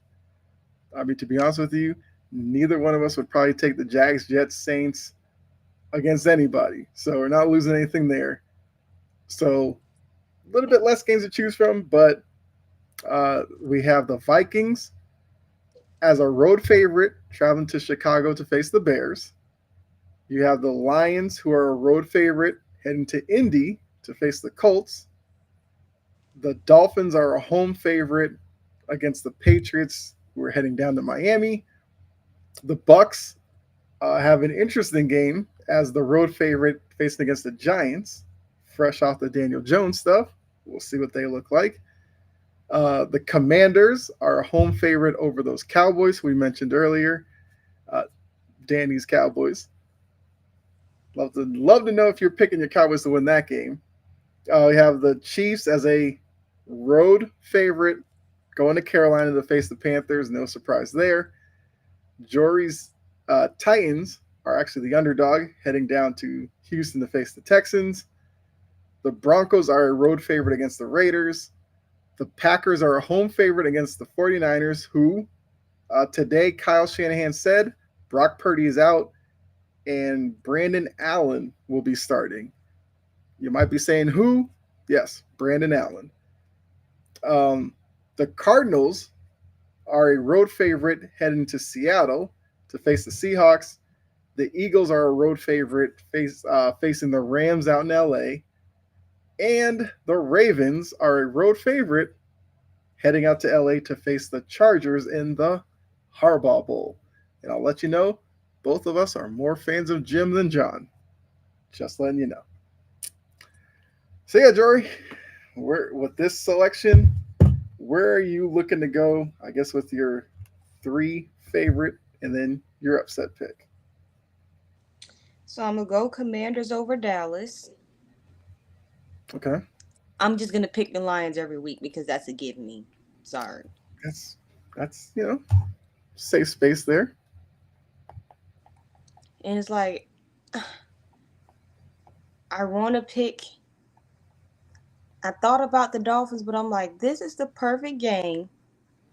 Knowing that I know it's going to be cold in Florida for once. Right. That they mess up. So I'm not going to pick them. Okay. I'm still scared about picking the Cardinals. I think that's yeah. I think it's safe. So I'm gonna go Eagles over Rams as my last one. Okay. And then my upset is gonna be Homerism 101, Titans over Texans. Okay. Titans over Texans. Okay. And those of you tuning in, I'm going to try to remember to finally put these up on the page. It's been a couple weeks since I've been able to, didn't have the time to do it, but these picks I will definitely get up there on the um, network page as well as our Tumblr page, which is in the description for our articles and all that. What's going on, Paul? Tuning in. Despise not the day of good luck. Okay. Appreciate that, Paul. Um, so yeah, Paul, just tuning in. We're making our picks. Jory's made her three favorite picks with Commanders over the Cowboys, Lions over the Colts, Eagles over the Rams, and her upset Titans over the Texans. So now I'm gonna sit here and go with. I mean, I guess I'll take the low hanging fruit on this one, only because I need to get some wins because I'm falling further behind. I'm gonna take the Chiefs over the Panthers, even though wouldn't it be a Chiefs thing to allow the Panthers to hang around Lose. and just lose that one? But I will take them in this one. I will go with.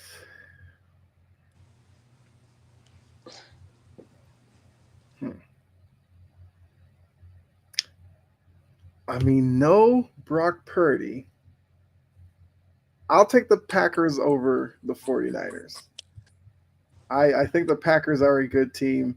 I don't know what Brandon Allen's going to bring to the table, even though because it's a Shanahan system, I'm sure he'll look pretty good. But I think for the Packers, this is probably a game they had circled on their calendar.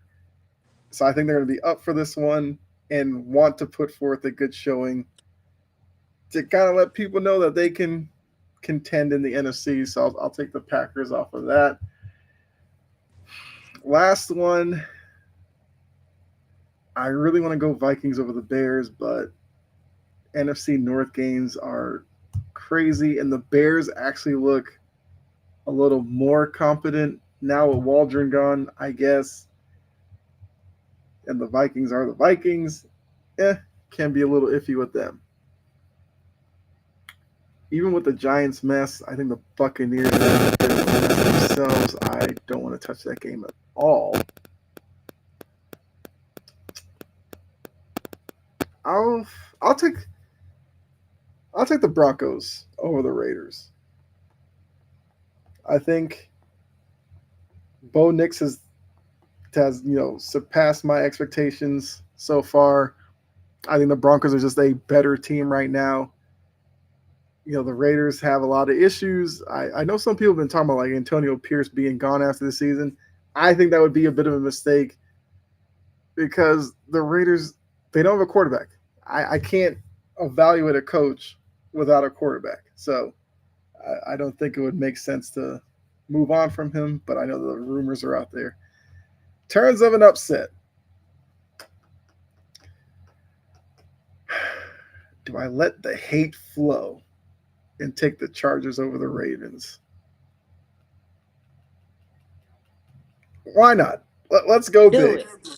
I'm going to take the Chargers over the Ravens. And I do think with the struggles that the Ravens have in the secondary, I think Herbert is more than capable enough to take advantage of that. I think the Chargers will play tough, physical football, which I think most years plays into the Ravens' hands because they like to do the same thing. But the Ravens love getting cute at the wrong times and blowing games. This is a game on Monday night. That seems like one of those times where Harbaugh and Munkin love to get cute on national TV. I don't think you're going to do that against Jim Harbaugh. I mean, maybe because it's his brother, maybe John will be more locked in. But if you're gonna give me one Harbaugh to trust in, I'll trust in Jim. So I'll take the Chargers as my upset over the Ravens. Look, it's a great day when the Featherbrains lose.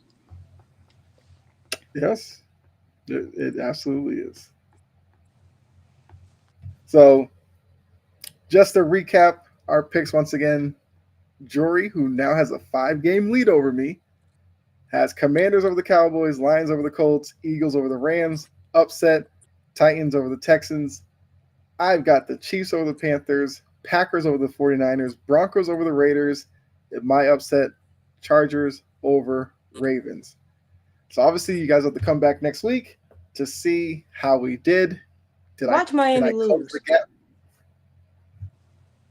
I would love nothing more than to see Miami lose. Because you know they forget how to tackle when it get cold. Yes. I mean, I kind of want to know what the actual forecast is for that game. Because it's cold down here. Too cold Right. for me. That is true.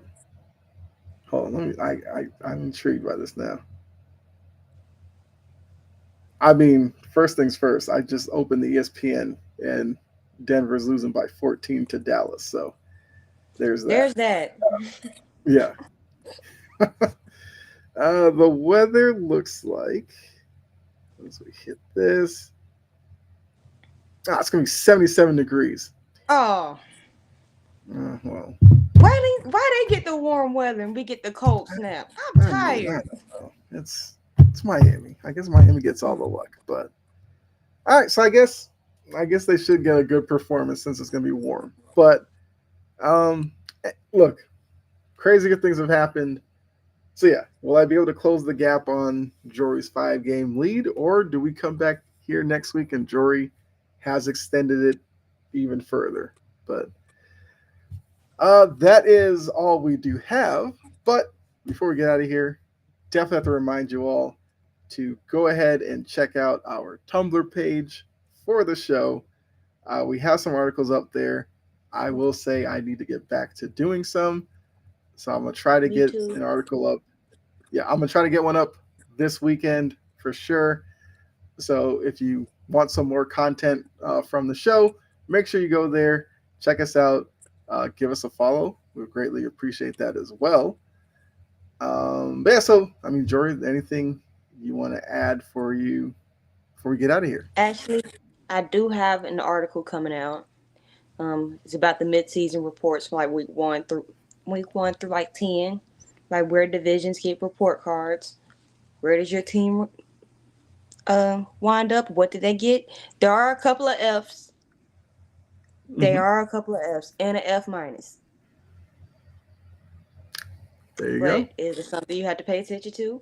And then I have another episode of Jory Sports Stories coming out soon, within the next week. All right. Yeah. So you won't only find Jory on this show. She has her personal channel. Make sure you show some support. Jory Sports Stories for sure. And yeah, look out for that article because look, Danny and Paul, you love to know what grade your team is going to get for the midseason. You might agree, you might disagree, but you got to check out the article when it's up. Um, for me, like I said, I'm a try to get an article up this weekend. I can't necessarily give you any spoiler or anything as to what it's going to be on. Not necessarily sure yet, but it's going to be should be interesting. I also have my channel, Chomping at the Bit, that if you, I guess, like us on here, want to support us on our personal channels, you can go there as well. Have a couple of videos that I put out today. Go check those out. But yeah, that's all we got for you. So make sure you guys are back next week for another episode of Passion and Precision. Because look, if this is your first time around, like Danny, you saw how it goes. We got some rants, got some jokes, make some picks, and for the most part, you get Bella at some point. Hey, Bella. So yeah, appreciate you all. Thanks for tuning in. We will see you all next week. Make sure you like our video, follow, subscribe, Integrity Sports Network, whether you're on Facebook, YouTube, Twitch. Greatly appreciate it. That way you'll know when the channel goes live because we do have other shows on here with other people on the channel as well. So show some support as well. And yeah, enjoy the rest of your night. Enjoy the rest of your weekend. Hopefully your team wins. Unless you're a Dolphins fan, then I hope you lose. And if you are a Texans fan, Jory hopes you lose this week as well. So other than that, And y'all stink. Oh, there you go. and before we start, if you're a Texans fan, please, please quit your crying about the Titans. Quit it about the Oilers. We go through this twice a year. Mm-hmm. Twice a year. Give it a rest. Y'all didn't want to build Bud Adams a new stadium in Houston. He took his talents to Nashville. They became the Tennessee Oilers. Since we want to forget that part of history before they became the Tennessee Titans. Thank you. That was my public service announcement. Yes. I actually completely forgot about the yes because Houston did have the Oilers, and then yeah. So